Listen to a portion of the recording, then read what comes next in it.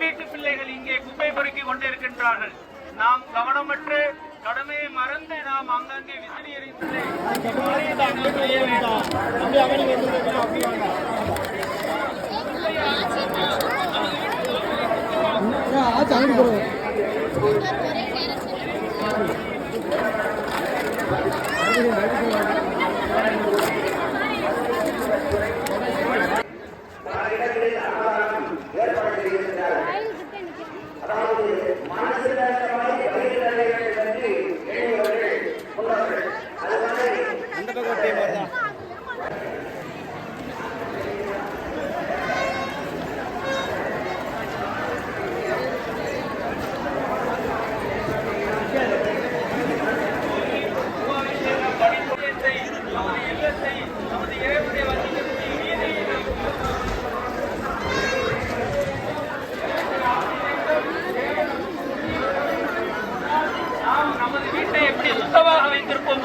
அதே மாதிரி ஆலயத்தை சுத்தமாக வைத்திருக்க வேண்டும்.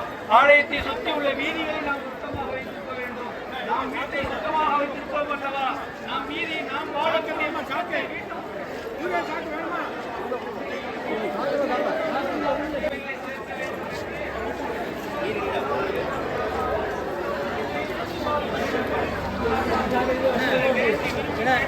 சாவி கிடந்துதான், வீட்டு சாவியா தான் கிடைச்சா கண்டிப்பா கொடுத்துருவோம்.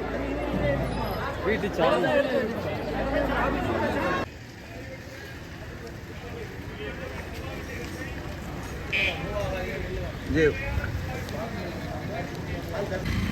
குப்பைகளை தனியே சேகரித்து மக்காத குப்பை வண்டியில் சேர்ப்பீங்கள். பொது இடங்களில் பிளாஸ்டிக்கை போடாதீர்கள். பிளாஸ்டிக் குப்பைகளை போடாதீர்கள். சிறு குழந்தைகள் பயன்படுத்தும் இடங்களிலோ முதியவர்கள் பயன்படுத்தும் இடங்களிலோ பிளாஸ்டிக் குப்பைகளை போடாதீர்கள். இருந்து விடாதீர்கள். பிளாஸ்டிக் குப்பைகளை தனியே சேகரித்து அதற்குரிய மக்காத குப்பை வண்டியில் சேர்ப்பீங்கள். அவசியமான ஒன்று, பெரியவர்களே, தாய்மார்களே, உங்களிடம் மன்றாடி கேட்பது, பிளாஸ்டிக் குப்பைகளை பொது இடங்களில் போடாதீர்கள். சிறு குழந்தைகள் பயன்படுத்தும் இடங்களில் போடாதீர்கள். பெரியவர்கள் வயதானவர்கள் பயன்படுத்தும் இடங்களில் போடாதீர்கள். அதை தனியே சேகரித்து வைத்து தனியே மக்காத குப்பை வண்டி சேர்ப்பீங்கள். மறுசுழற்சிக்கு பயன்படுத்தப்படும்.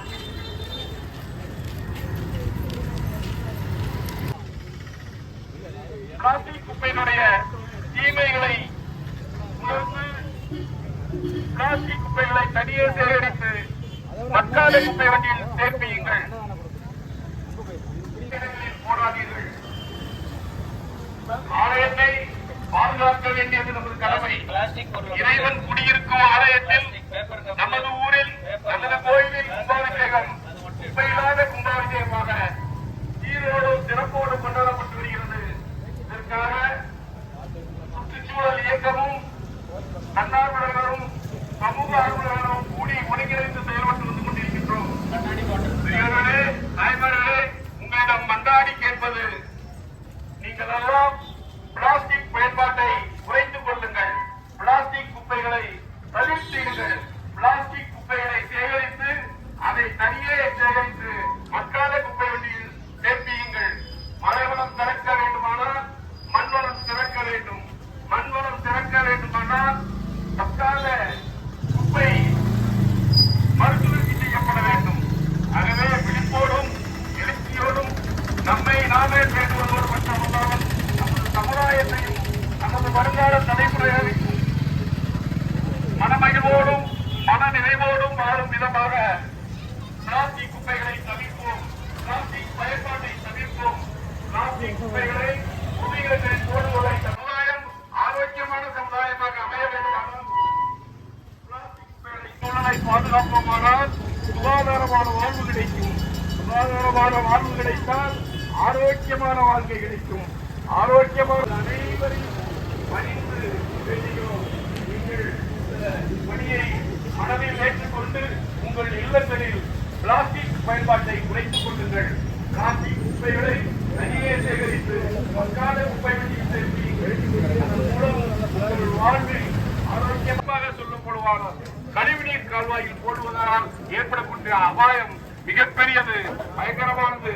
அதனால் ஏற்படும் சமுதாய தீங்கு கணக்கில் கொள்ள முடியாத அளவுக்கு பின்விளைவை ஏற்படுத்தக்கூடியதாகும். இதை தவிர்ங்கள்.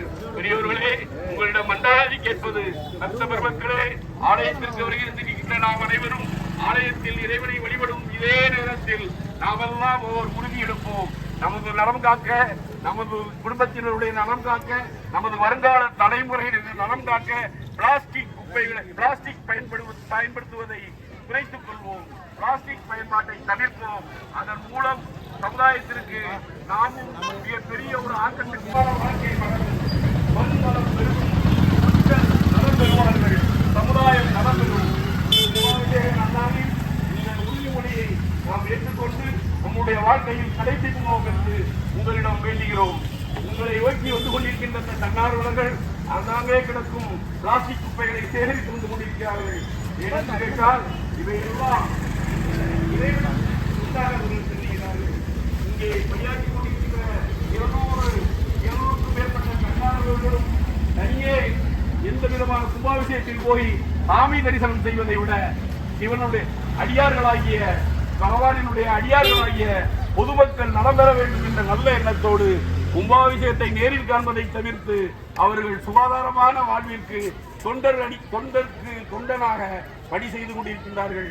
அவர்கள் பணியை நீங்கள் எல்லாம் உணர்ந்து இந்த நேரத்திலே உங்களிடம் கேட்பது, பொதுமக்களாகிய உங்களிடம் மன்றாடி கேட்பது, பிளாஸ்டிக் குப்பைகளை தவிர்ங்கள்.